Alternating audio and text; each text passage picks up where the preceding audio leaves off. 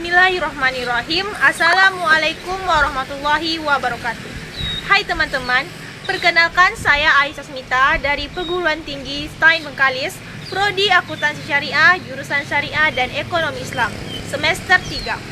Saya di sini akan menjelaskan materi PSAK 109 yaitu zakat dan infak atau sedekah. Di materi ini ada beberapa yang akan saya jelaskan.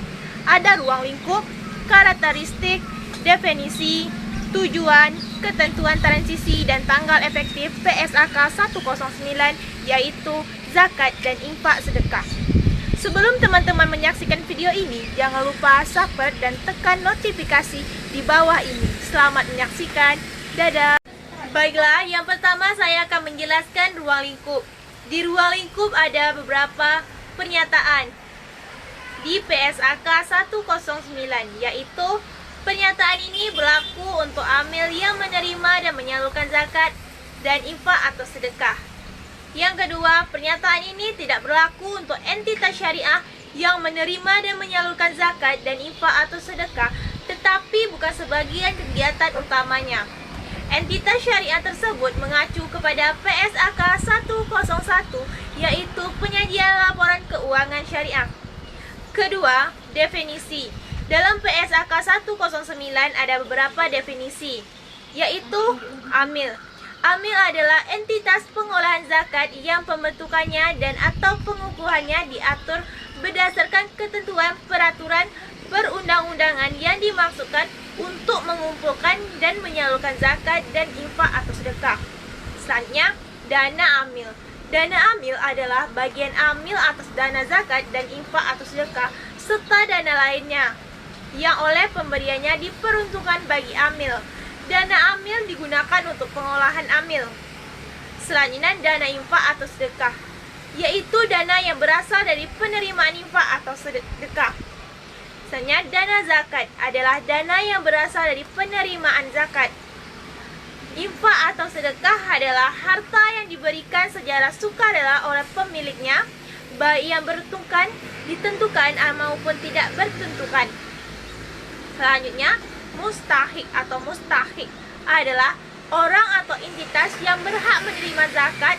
Mustahik terdiri dari pertama, fakir, yang kedua, miskin, yang ketiga, rikat, empat, orang yang terlihat utang atau gahrim, yang kelima, mu'alaf, yang keenam, fisabilillah, yang ketujuh, orang dalam perjalanan atau ibu sabil, dan amil.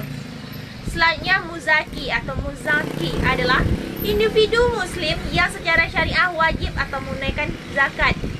Nisabah adalah batas minuman harta yang wajib dikeluarkan zakat. Selanjutnya, zakat, yaitu yang terakhir. Zakat adalah harta yang wajib dikeluarkan oleh muzaki sesuai dengan ketentuan syariah untuk diberikan kepada berhak menerimanya mustahik. 3. Karakteristik. Dalam PSAK 109, karakteristik adalah zakat merupakan kewajiban syariah yang harus diserahkan oleh muzaki kepada mutahik, baik melalui amil maupun secara langsung. Ketentuan zakat mengatur mengenai persyaratan nisab, hal periodik maupun tidak periodik, tarif zakat kadar dan peruntukan, sedangkan infak atau sedekah merupakan donasi sukarela baik ditentukan maupun tidak ditentukan, pertukaran oleh memberi infak atau sedekah. 4. Tujuan. Dalam tujuan PSAK 109 yaitu mengatur pengakuan, pengukuran, penyajian, dan pengungkapan. 1. Pengakuan dan pengukuran ada penerimaan dalam menyalur dalam zakat dan infak atau sedekah. 1. Penerimaan zakat adalah penerimaan yang diakui pada saat kas atau aset non-kas diterima.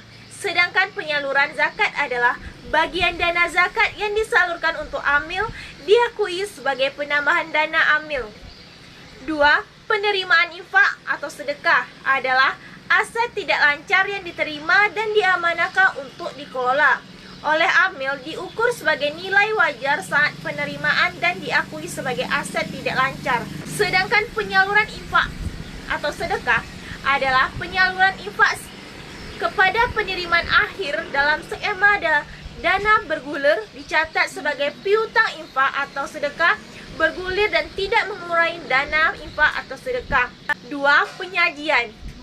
Penyajian dalam PSAK 109 adalah amil menyajikan dana zakat, dana infak atau sedekah, dan dana amil secara terpisah dalam laporan posisi keuangan. 3. Pengungkapan. Dalam PSAK 109 adalah pengungkapan yang dijelaskan oleh zakat dan infak atau sedekah dalam amil, yaitu keberadaan dana non-halal jika ada, diungkapkan mengenai kebijakan atas penerimaan dan menyalurkan dana, alasan dan jumlahnya, dan kinerja amil atas penerimaan dan menyalurkan dana zakat dan dana infak atau sedekah.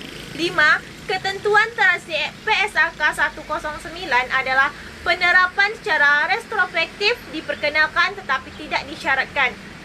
Dan tanggal efektif PSAK 109 adalah pada tanggal 1 Januari 2012. Itulah penjelasan materi yang telah saya bahas, yaitu tentang PSAK 109 tentang zakat dan infak atau sedekah.